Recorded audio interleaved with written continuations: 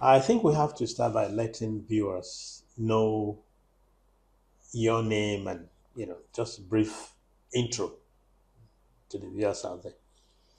Are you sure the viewers really want to know me? I'm sure they will. Okay. Yeah. So my name is Bond Emeruwa. I'm a filmmaker, and I think that totally sums who I am. I've been doing this for almost 40 years, Wow. but for the past 20 years or a little more than that, I've been basically making movies that change lives. That's the way I like to put it. I hate the word entertainment education. So basically, I make movies that change lives. I try to use the power of entertainment to affect lives positively. Basically, taking messages on health and topical social issues through mediums that people can identify with and that can actually reach to the grassroots. So, at one point in my life, I think I was also a movie politician. Yes, I used to be the president of the Directors Guild of Nigeria at some point, and that's me. Thank you very much. I mean, there are one or two things that that I would like to again probe more. You said you make movies that change lives. Um, but then my own idea of, I would like you to be a little bit more specific because um, all movies are supposed to change lives, you know. So that your emphasis on that you make movies that change life, and then again you went ahead to clarify that you don't want to classify it as educational entertainment and so on. So can you please just again elaborate further? Because again, I know there's something different from what you do than the normal, you know, run of the mill movie. Okay, first of all, I'd like to say there's no run of the mill movie.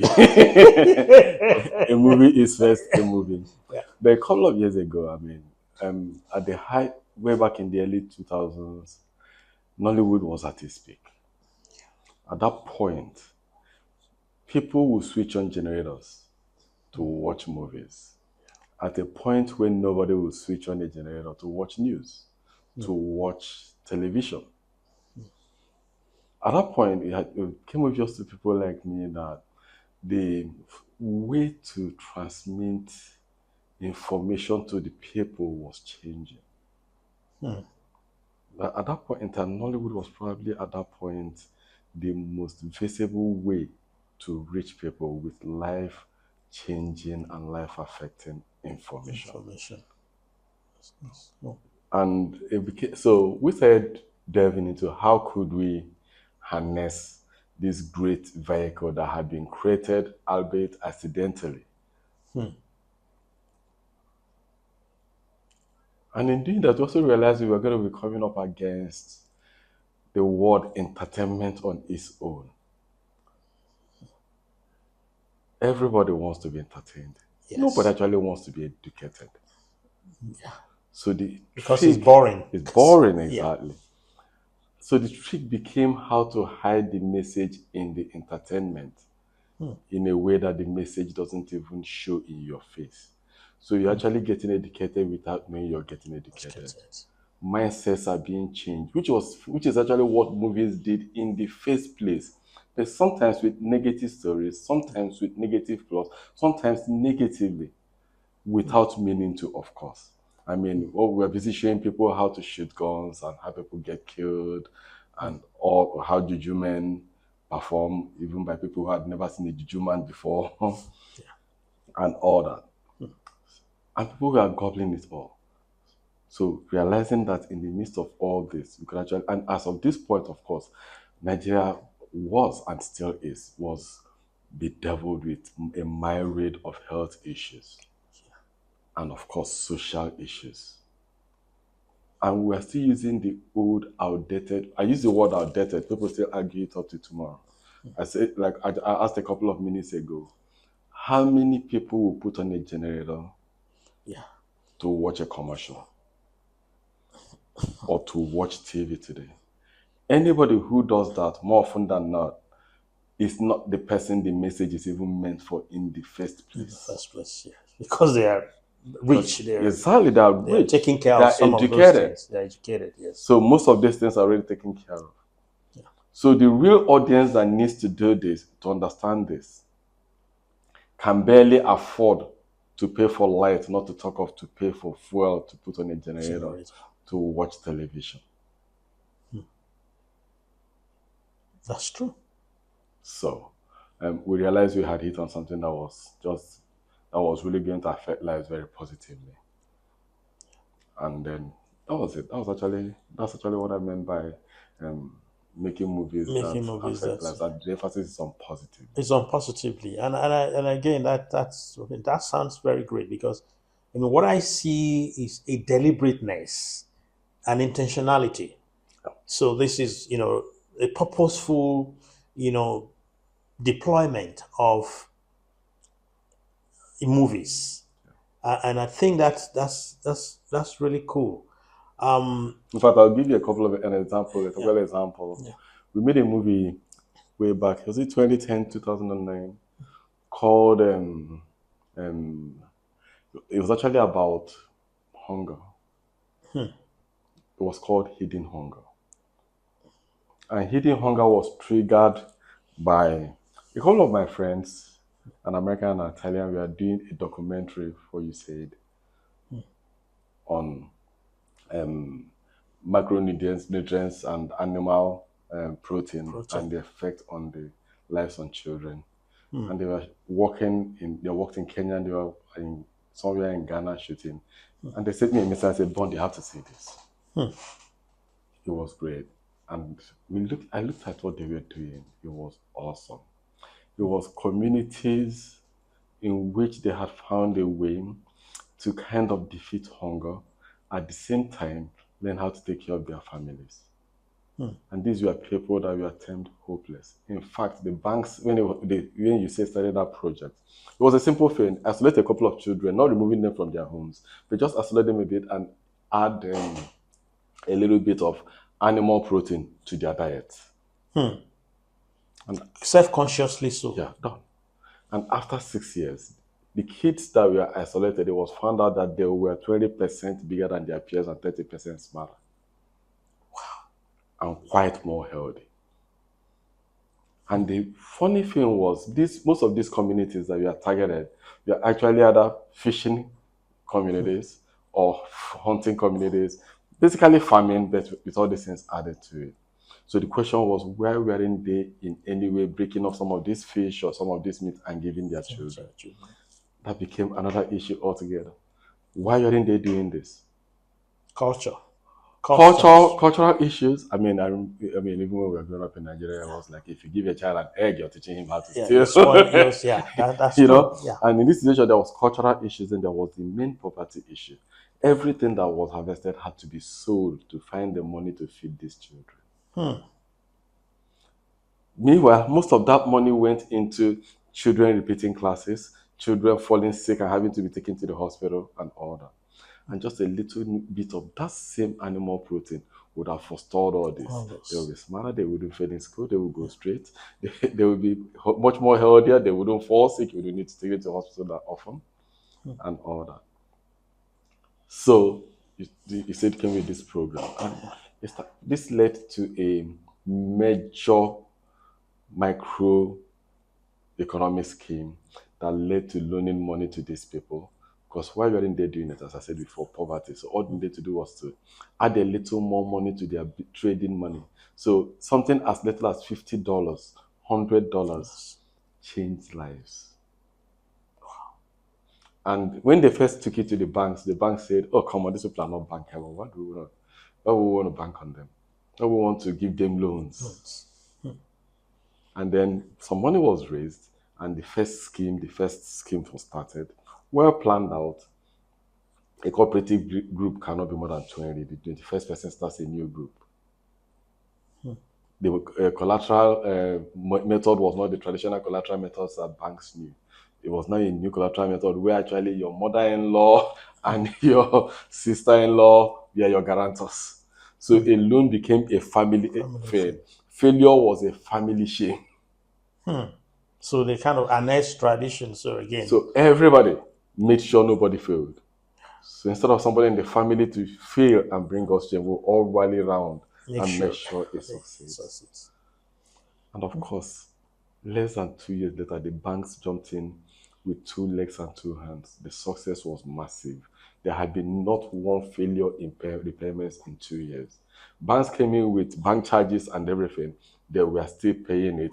And I remember a woman I saw sometime around September who said she had actually posted a profit of almost $1,000 after paying her loans and all And that stuff. everything. I'm just trying to say this is, and this was, so we came back and decided to make a movie,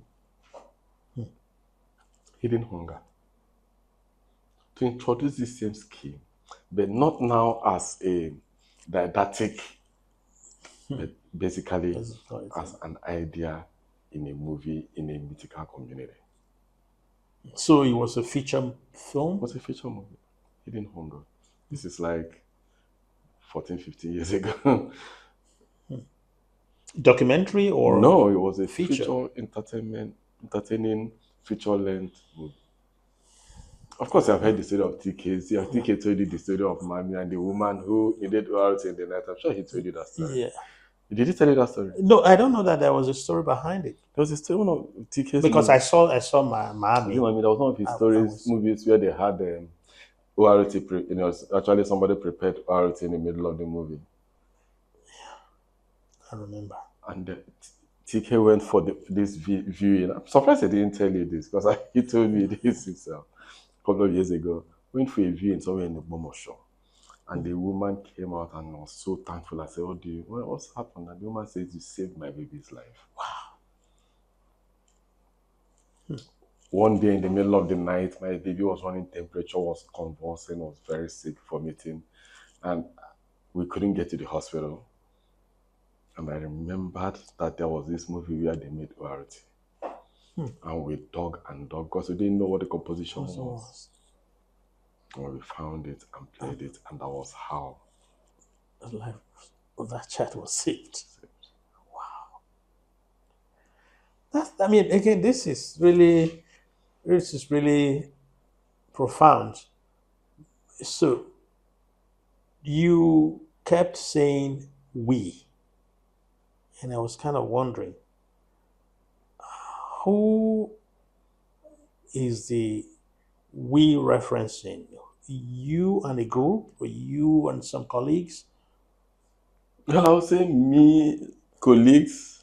I mean, who made the movies? I mean, who initiated that idea? Who realized suddenly, I mean, knew about this, the impact, and then decide to change? Because, I mean, I would like to assume that before then, I know you were in the movie, you Yeah, started in I've the movie always industry made for a long movies and time. all that. So yes, okay, so 2006.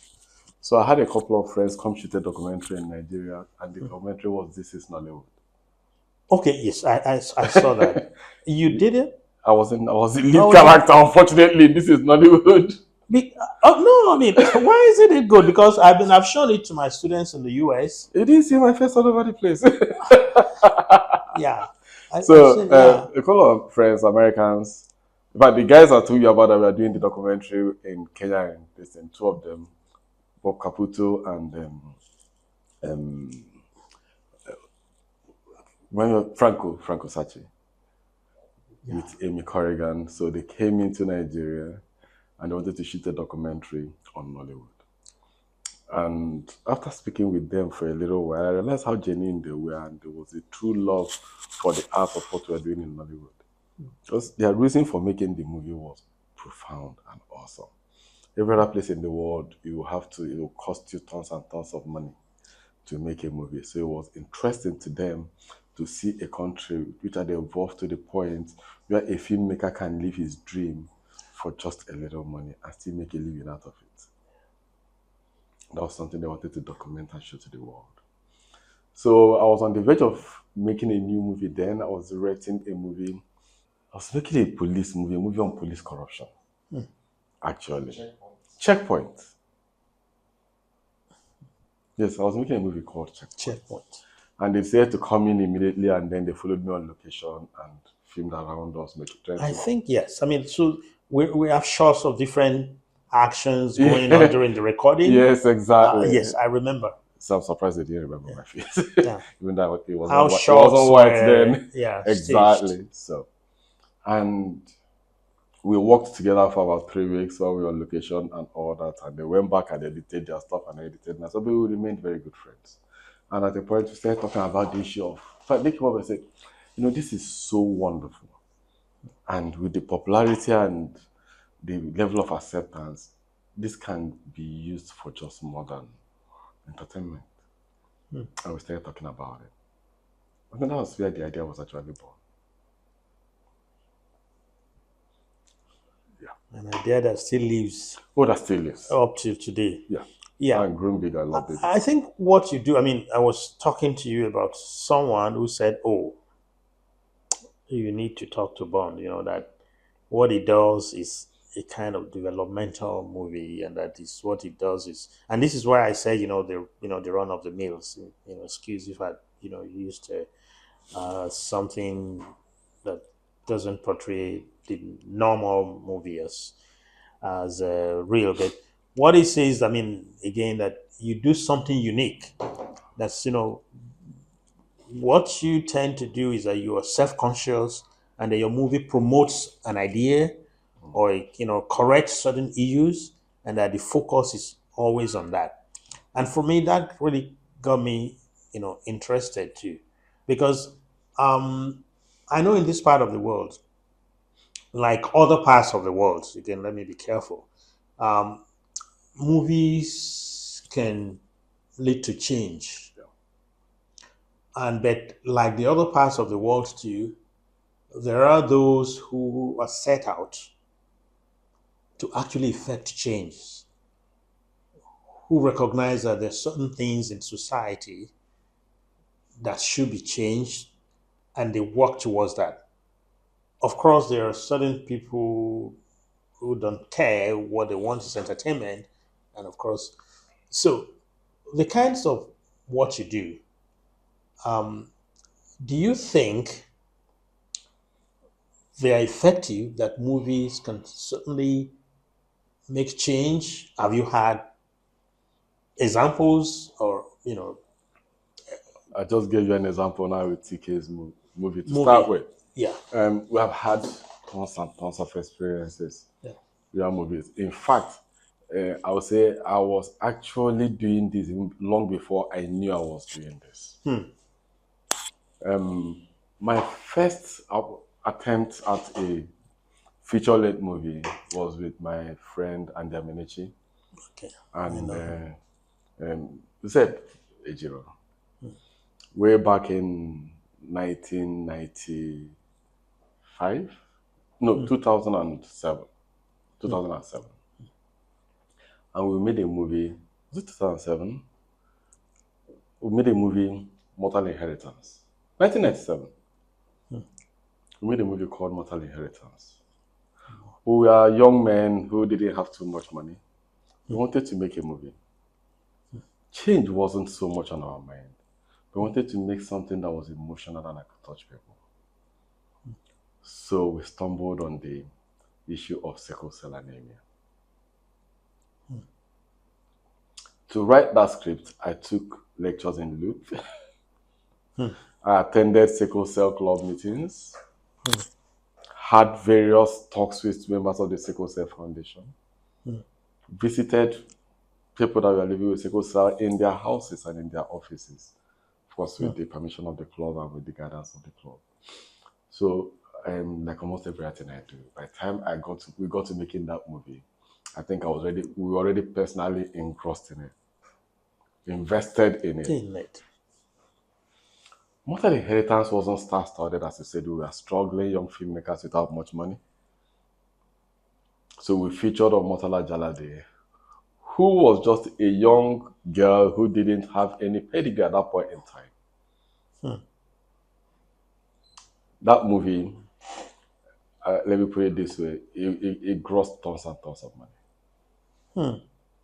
It's at the 1997 movie awards. It got 16 nominations and Wow. won 10. Wow.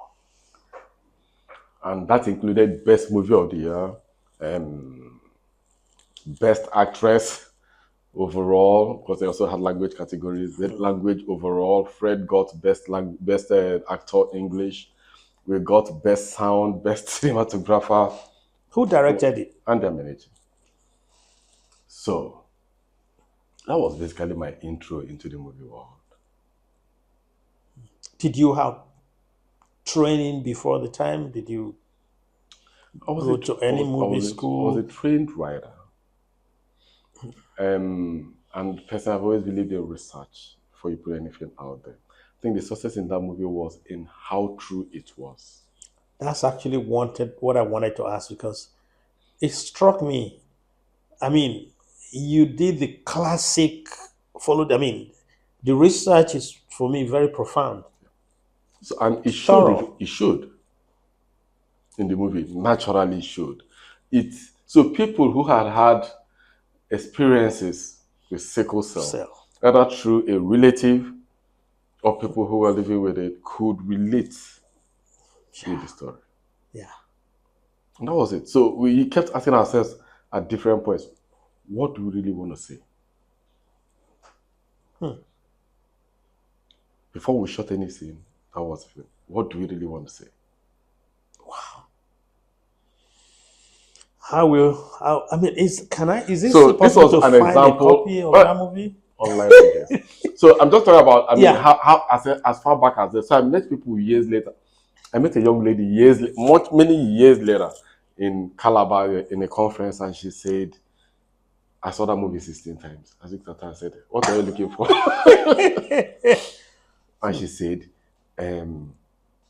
she didn't, there was no way you could tell she had sickle Sickle cell from the cell. outward. She said, my sickle cell, we were in Cameroon when that movie came out, and my sickle cell club insisted every parent must get one. So when you talk about affecting lives Yeah. or having, I've seen people say, my initial attempt at getting married didn't happen because my in-laws saw that movie. So it grew a whole lot of awareness around genotypes. That was what the intention was. So yes, I've seen multiple tons and tons of examples. We worked on polio. I'm sure I don't know whether our contribution was that major, but it was at least part of the contribution towards getting rid of polio in Nigeria. We worked on a whole lot of stuff. Yeah, it has during Ebola. Yeah. We created. At that point in time, when Ebola first came, there was no credible voice. Yeah. People doubted it. People thought it People was a doubted ruse. every voice Yeah. that was out there. There was no credible voice to even lead the people. And people had a great mistrust of government at that point. So we came up with something we called Lens on Ebola. And we got comedians, on air personalities, actors from the south, from the north, from the west, together with TK directing and in his studios. And we made this 2-minute stuff. Infotainment.